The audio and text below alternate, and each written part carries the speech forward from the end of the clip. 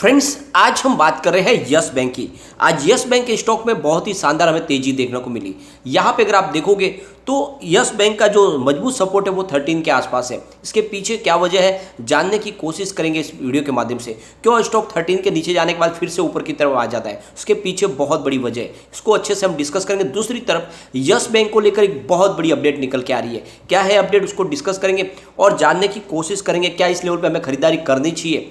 क्योंकि अगर आप देखोगे तो यहाँ पे स्टॉक के नीचे जाने की संभावना बहुत कम हो चुकी है, लेकिन यहाँ से तेजी से बढ़ने की संभावना बहुत ज़्यादा है। और वजह यही है कि यहाँ पे आप देखोगे तो एफआई लगातार हर स्टॉक में से अपनी होल्डिंग को कम कर रहे हैं, लेकिन वो यस बैंक में अपनी होल्डिंग को कम नहीं कर रहे। ये आपको खास ध्यान रखना है। तो बहुत सारी बातें जिसको इस वीडियो के माध्यम से डिस्कस करेंगे। जो लोग यस बैंक में इन्वेस्टमेंट करके डर रहे उनके लिए वीडियो बहुत ज़्यादा जरूरी होने वाला है। अगर वो पूरा वीडियो देखेंगे तो उनको अच्छे से समझ में आ जाएगा कि उनका डर यहाँ पे खत्म हो जाना चाहिए। यहाँ पे यस बैंक अपने पुराने सारे के सारे एनपीए से बाहर निकलने की पूरी प्लानिंग कर चुकी है। जल्दी यस बैंक पूरी तरह से एनपीए फ्री होकर आराम से अपना कामकाज शुरू कर सकती है। और आप देखोगे तो इनका कारोबार तो लगातार बढ़ ही रहा है और बड़ी बड़ी बैंकों के साथ में अच्छी इनकी कंपटीशन फाइट भी हो रही है। तो ऐसे में यस बैंक में इन्वेस्टमेंट क्या हमें करना चाहिए, तो सारी संभावनाओं को तलाशेंगे इस वीडियो के माध्यम से। लेकिन फ्रेंड, उससे पहले अगर आप पहली बार हमारे चैनल पे आए तो चैनल को सब्सक्राइब कर दीजिए, एक बेल आइकन दबा दीजिए ताकि जब भी नया वीडियो बने पहला नोटिफिकेशन आपको मिले।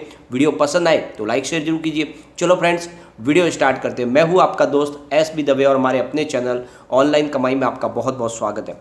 सबसे पहले कारोबार को डिस्कस करेंगे। तो यस बैंक का स्टॉक 13.10 पर ओपन हुआ, 12.80 की लो भी बनी और हाई है 13.45 की।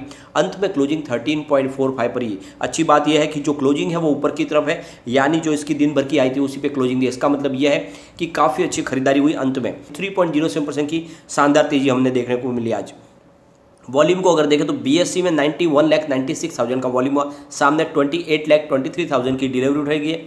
डिलीवरी का परसेंटेज 30.70% है। बात अगर एनएससी की करें तो यहाँ पे 3,74,20,000 का वॉल्यूम हुआ, सामने 1,36,45,000 की डिलीवरी उठाएगी।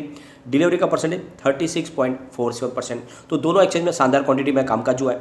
अब वॉल्यूम को एनालिस करें तो पिछले एक महीने पहले इसका 12 करोड़ का वॉल्यूम था, 1 वीक पहले 14 करोड़ का वॉल्यूम और कल इसका 10 करोड़ का वॉल्यूम था, आज 6 करोड़ का वॉल्यूम है। तो वॉल्यूम में कुछ कमी है।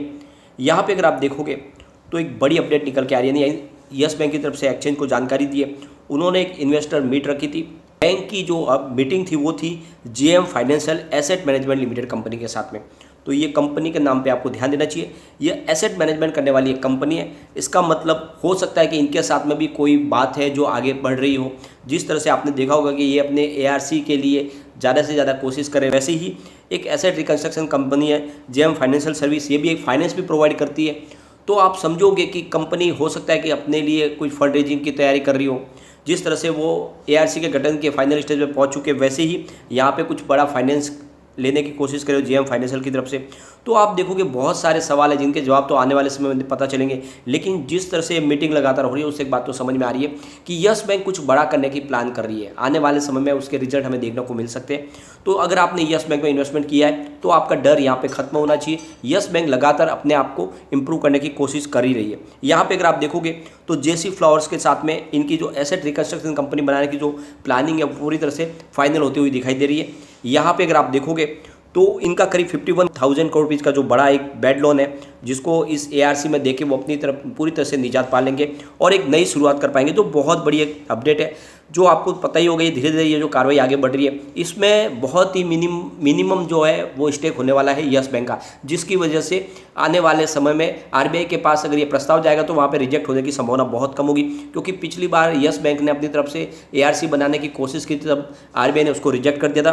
क्योंकि जो एसेट रिकंस्ट्रक्शन कंपनी के लिए जो पैमाने थे उस पर वो उनका जो प्रपोजल है वो खरा नहीं उतर पा रहा था। यहाँ पे अगर आप देखोगे तो बाजार में आज शानदार हमने तेजी देखने को मिली। काफ़ी समय के बाद आज पॉजिटिव क्लोजिंग भी रही। निफ्टी 50 की बात करें तो 16,170 के स्तर पर क्लोजिंग रही, जहाँ पे करीब 0.90% की तेजी थी। निफ्टी बैंक की बात करें तो 35,094 पे क्लोजिंग थी, जहाँ पे 2.20% की अच्छी खासी तेजी थी। निफ्टी पीएसयू बैंक की बात करें तो 2,501 पर 3.16% की बम्पर तेजी थी। अब निफ्टी प्राइवेट बैंक की बात करें तो 17,779 के ऊपर 1.87% की तेजी थी। तो ओवरऑल सारे बैंकिंग सेक्टरों में आज बहुत ही शानदार तेजी थी, लेकिन स्पेशली सरकारी बैंकों में तेजी अच्छी थी। और यहाँ पे अगर आप देखोगे तो यस बैंक में भी हमें बहुत ही शानदार तेजी देखने को मिली। लेकिन बाजार के लिए जो चिंताजनक बात यह है कि लगातार एफआई सेलर बने हुए बाजार में वो बिकवाली लगातार कर रहे हैं।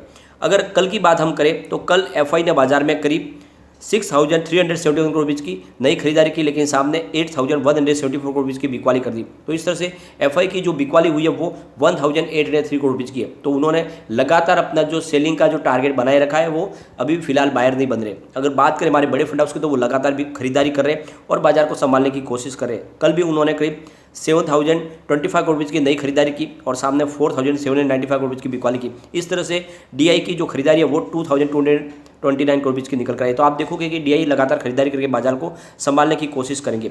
अब यहाँ पे क्यों लगातार यस बैंक फिर से 13 के सपोर्ट पे आ जाती है, यहाँ पे आप इसके फंडामेंटल चेक करोगे तो आपको वहाँ पे उसका रीज़न पता चल जाएगा। अगर आप देखोगे यस बैंक का फिलहाल मार्केट कैप तो 32,697 करोड़ रुपीज़ निकल के आ रहा है। इसका पी रेशियो 30.35 का है, पीबी रेशियो 0.97 है, इंडस्ट्रीज पी 10.51 का है, डेप्ट टू इक्विटी 2.15 है। अब आरओई देखें तो 3.18% है, ईपीएस इसका 0.43 है और बुक वैल्यू इसकी 13.45 है, फेस वैल्यू 2 रुपीज़ है। तो ये आपको ध्यान रखना है, इसकी बुक वैल्यू ही 13.45 की है और इसी वजह से स्टॉक 13 से नीचे नहीं जाता है। जैसे ही गिरावट होती है स्टॉक फिर से झटके के साथ ऊपर आके 13 को पार कर जाता है और वजह यही है कि इसकी बुक वैल्यू ही 13.45 की है। तो आपको चिंता नहीं करनी है, फिलहाल ये स्टॉक बिल्कुल अपने बुक वैल्यू के आसपास है और ऐसे में यहाँ पे बढ़ने की ही संभावना, गिरावट की संभावना बहुत कम है। अगर आप देखोगे तो यहाँ पे एफआई ने भी अपनी होल्डिंग को फिर से बढ़ाना शुरू किया है, ये बहुत ही अच्छी बात है। आप देखोगे पिछले 6 महीने से एफआई लगातार हर शेयर से अपनी होल्डिंग को ट्रिम करने की कोशिश करे, वहाँ से निकलने की कोशिश करे। उसके बावजूद भी अगर एफआई की होल्डिंग यहाँ पे बढ़ रही है तो ये एक बहुत बड़ा पॉजिटिव ट्रिगर हो सकता है यस बैंक के लिए। आप देखोगे तो मार्च 2021 में एफआई की होल्डिंग 13.77% थी, जून 2021 में उनकी होल्डिंग घट के 10.45% हो गई और सितंबर में उनकी होल्डिंग और घट के 7.92% तक आई। लेकिन दिसंबर 2021 में एफआई ने फिर से अपनी होल्डिंग को बढ़ाया और 8.17% कर दिया। ये वही पीरियड है जब एफआई अपनी होल्डिंग सब जगह से कम करी थी, लेकिन उन्होंने यस बैंक के अंदर अपनी होल्डिंग को बढ़ाया और आप देख लो तो मार्च 2022 में ये होल्डिंग बढ़कर 10.97% तक पहुंच गई है। तो इसका मतलब ये है कि एफआई को भरोसा है कि आने वाले समय में यस बैंक में लॉस की संभावना तो कम है और जैसे ही माहौल पॉजिटिव बनेगा तो स्टॉक जरूर कमा के देगा, इसलिए एफआई यहाँ पे अपनी होल्डिंग बना रहे। तो ऐसे में आपको इसमें होल्डिंग रखनी है, न कि गिरानी है।